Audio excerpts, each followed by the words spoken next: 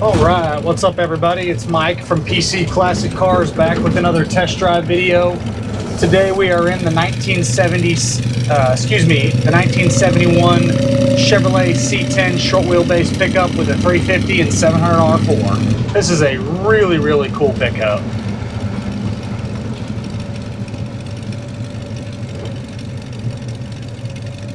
And if I misspoke before, this truck is a 1971, not a 1970.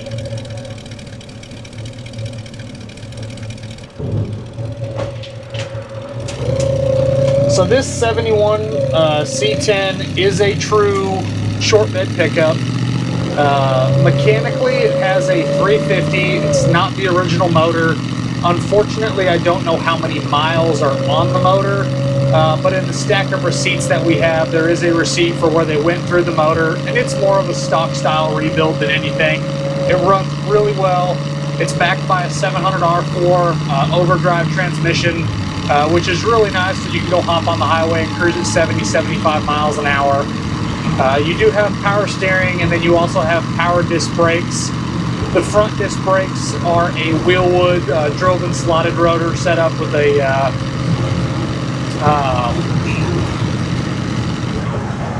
I'm sorry, Devin, I'm going to say that again.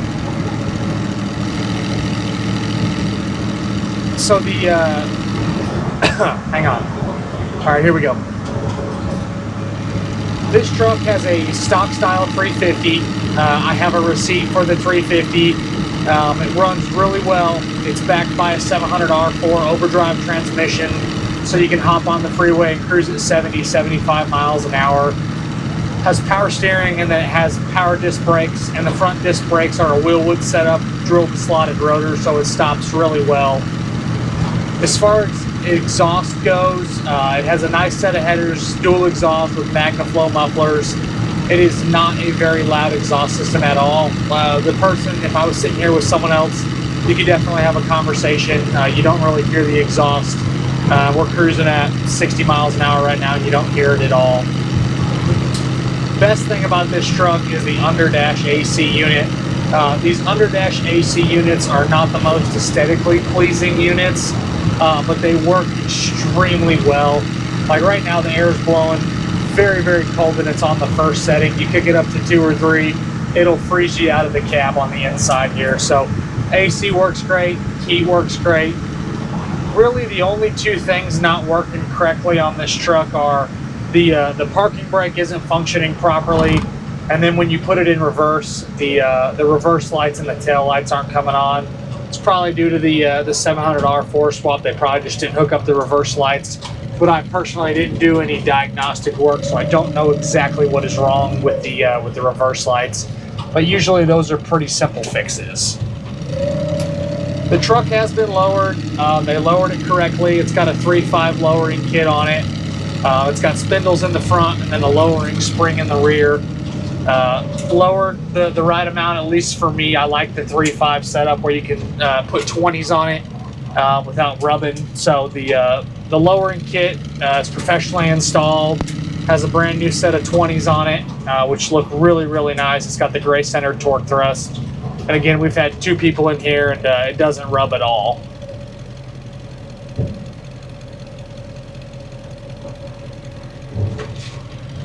Get on it a little bit now that it's warmed up.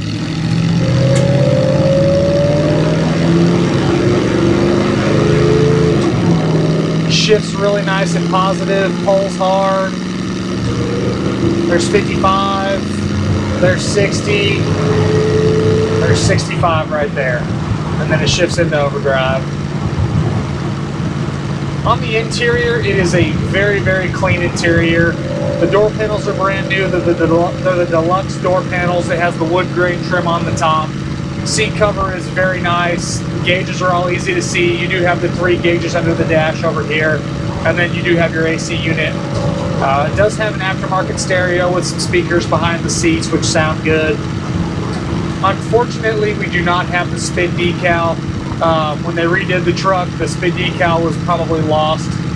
So I don't know what the original color combo of the truck was. But again, overall on the interior, it's very, very clean and very nice. It does have a nice set of visors as well. And the cab is painted just the same color red as the exterior. So my guess is all of that stuff was done at the same time on the on the cosmetics. On the exterior, the paint shows really well. Definitely done by a professional. Body lines, all the gaps, all that stuff look really good on the pickup. Paint quality is very nice. Very, very minimal little touch-ups. Has a really nice spray and bed liner in the back. And then in the back corner on the driver's side is, on the inside of the bed there, that is where the fuel tank filler is. The gas tank has been relocated to underneath the bed on the inside of the frame.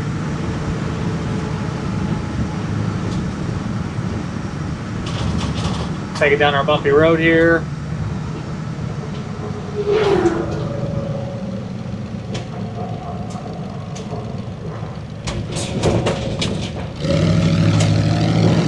So it's got that 3.5 lowering kit. Again, there's multiple ways to lower these trucks. Sometimes people will just cut springs, and I just don't like doing it that way. I like doing it the proper way. So this truck has a professionally installed spindle kit in the front, and then it's got springs in the rear.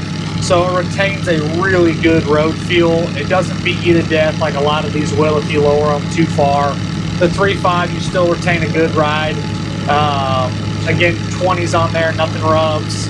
Just still a really good riding pickup, even though it's been lowered. All of your trim on the outside is in excellent shape. The bumpers, the grille, and then all your side trim down the side looks excellent. And then all your glass is really nice. The windshield doesn't have any stone chips, no wiper marks. Manual windows, obviously, they roll up and down like they should, and then your back glass looks really good as well. On the paperwork, again, clean title, VIN matches, no issues with any of the paperwork. Unfortunately, like I said, we don't have the spit decal, so we don't know what the original options on the truck were. But this one being kind of a custom truck, it's got everything done to it that I'd want to do to one. 350, 700 R4, lowered, aftermarket AC, nice stereo. It's just got all the good stuff you're going to want to do to one of these trucks. And it's just a really, really clean truck front to back. They did a really nice job on it. We have a bunch of receipts for a lot of the stuff done to it.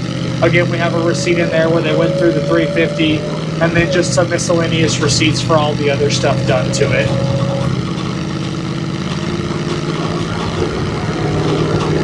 All of our gauges have come up good. It has great oil pressure. Cruising about 190 degrees right now, and it's 105 here today, so it's really warm outside. It's not overheating. Showing good voltage, fuel gauge is reading accurate, and the speedometer is reading good as well. This truck does have tilt. It does have a nice comfort grip steering wheel.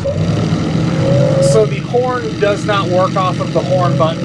It has a aftermarket horn button under the dash right here. It has an Awuga horn, which is not something that I normally like, but it's there and it's hooked up, so I left it. So someone, if they wanted to put a factory horn back on, you could. Really easy to do. Just unhook that horn, put a factory horn on it, hook it up to the wires, and you're good to go.